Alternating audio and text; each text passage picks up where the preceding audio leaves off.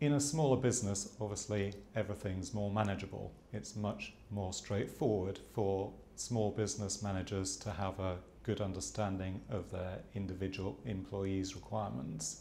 So to that extent, then it probably is more straightforward for small businesses to tailor requirements for the specific individual needs of the staff and the customers who those staff are seeking to serve. I personally think if you've got the right managers, it doesn't present any challenges at all. So when I talk to our employees, for example, through our engagement surveys in O2, they tell me that the thing they value most about working for O2 is our flexible working practices. So we don't have a culture of presenteeism. We don't measure someone's output by how many hours they're sitting at their desk. So for me, it's a hugely important part of the engaging of our employees. They tell me it's more important than pay. That's what they tell me.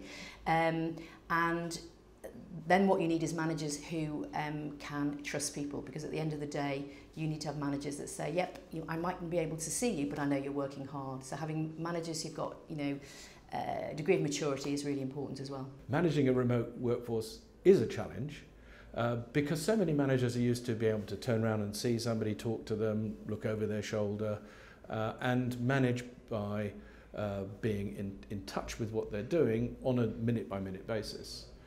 Once people are working remotely, you can't see what they're doing easily, and you have to therefore trust that they are getting the job done.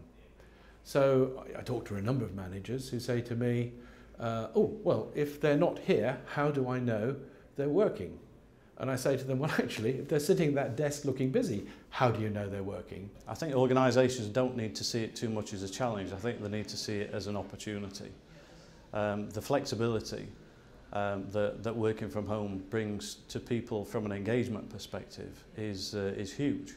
But I think what the organisations need to do is it's getting over that trust barrier. It's having that kind of visibility of the work that people are performing, the productivity that they're achieving. If they have that visibility, it gives organisations the confidence to say, no, home working, flexible working is delivering benefits to the business through employee engagement and greater productivity. The challenges of a remote workforce, we have some home working in our company. We've done some work in rationalising. I mean, offices generally are a big cost for companies, and we're no different there. So we've tried to rationalise our office footprint to something that we feel is commercially viable for us. But in doing so, we've created a little bit of a demand to sort of, not force, but create the opportunity for people to become home workers. We've got quite a few people that support more in the functional areas. So people on projects tend to have to be in one place, often tend to have to be at clients' premises. Our home working and our home workers tend to be in our support functions. So we've got some people in accounts, HR, facilities, management. And because we asked them to support us right across the region, both in the UK and overseas, then they're the people that we can allow to work from home, because actually they're travelling a lot of the time anyway.